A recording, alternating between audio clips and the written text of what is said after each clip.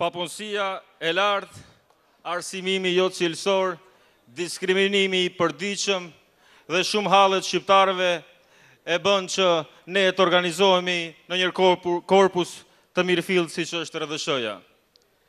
Liberalizimi i vizave që një sihariq për gjithë Ballkanin, por teksa përbashk moshatarët tonë ishte një mundësi e mirë për të vizituar vendet e Evropës, për shqiptarët e Maqedonisë ishte një dënim apo ishte një zgjidhje për të shpërngulur prej këtyre trojeve.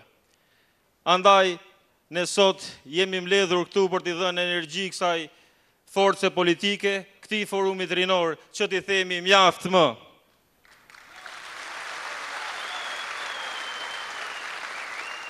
Shumë talente shqiptare detyrohen që para institucioneve të Maqedonisë të presin për shumë kohë dhe të shuhen si të tillë.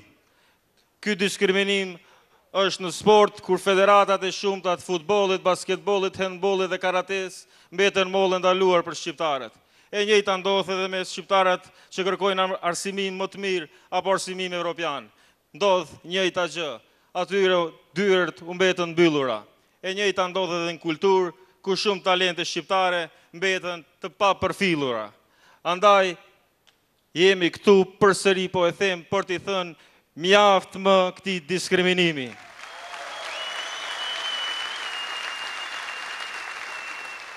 Kjo rini është e tanishmja dhe e ardhmja e këtij kombi.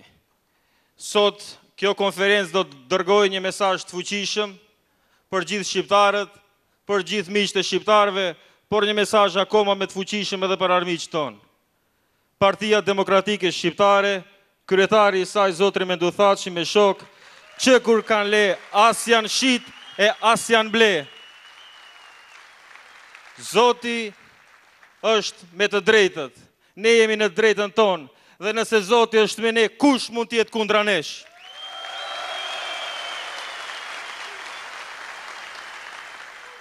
Kjo skenë do duket bosh pa praninë e tij, andaj unë po thirr këtu kryetarin e Partisë Demokratike Shqiptare, liderin e shqiptarëve të Maqedonisë, zotrin Mendu Thaçi.